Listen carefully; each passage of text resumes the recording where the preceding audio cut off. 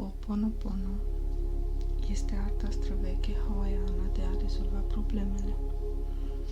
Ho'oponopono este despre a te detașa, spunând, te iubesc, te rog iartă-mă, îmi pare rău, mulțumesc. Dragă Tată, prea iubit Creator, în care mi aflu odihna și sălașul și în care ființa mea există, îți mulțumesc că mi-ai oferit o nouă zi în care să pot învăța căile tale, în care să-ți pot sluji ție și creației tale. Îmi pare rău că te-am uitat și că am uitat cine sunt eu cu adevărat și care este scopul meu real. Preamărite Doamne, te rog iartă-mă.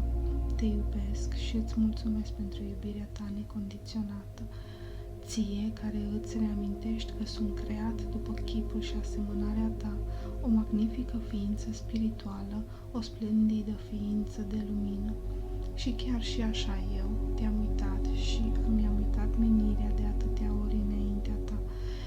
Eu, în mod profund și total, mă accept și mă iert pe mine și pe oricine altcineva care ar putea fi implicat și decid să fiu mai atent în viitor.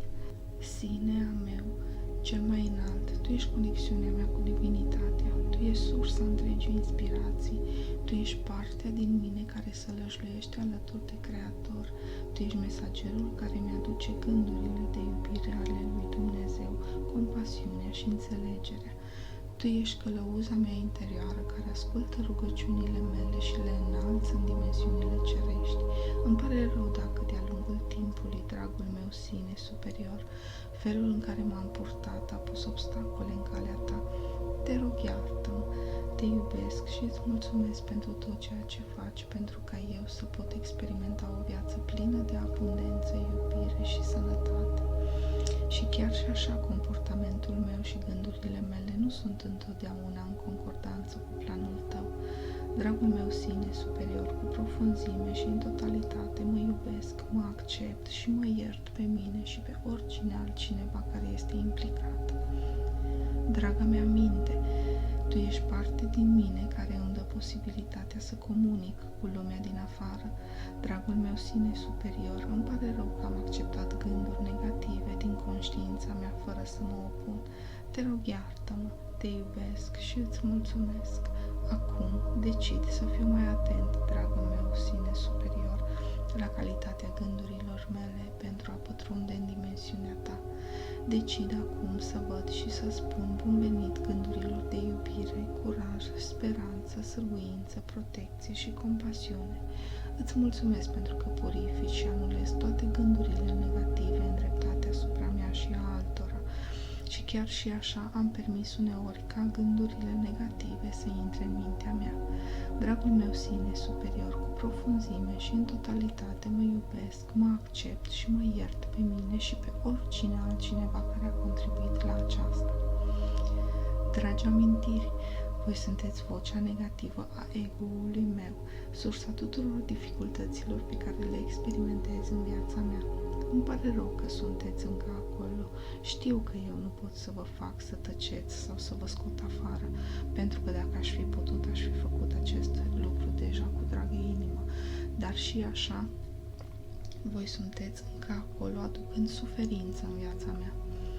Dragul meu sine superior, cu profunzime și în totalitate, mă iubesc, mă accept și mă iert pe mine și pe oricine altcineva care a fost implicat. Eu sunt o magnifică ființă spirituală, o splendidă ființă de lumină și știu că îi pot cere Creatorului meu să vă purifice și să vă elibereze din conștiința mea. Acum îmi asum întreaga responsabilitate, dragă sine superior, pentru existența voastră, dragi amintiri, oricum ați fi voi și de oriunde ați fi venit. Știu că felul în care mă comport, toate reacțiile și gândurile înaintașilor mei sunt responsabile pentru faptul că voi vă aflați acolo, dragi amintiri. Eu vă iubesc și vă mulțumesc pentru că mi-ați oferit oportunitatea de a prelua controlul și de a realiza unificarea minții mele. Iar acum, te rog, dragă sine superior, să las să plece, să elibereze amintirile. Misiunea ta a fost îndeplinită și nu mai este necesară. Lasă-le să plece, eliberează-le.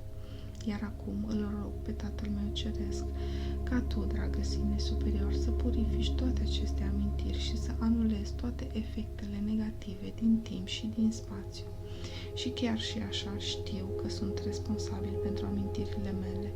Cu profunzime și în totalitate mă iubesc, mă accept și mă iert pe mine și pe oricine altcineva care a contribuit la aceasta. Te iubesc, te rog iartă-mă, îmi pare rău, mulțumesc.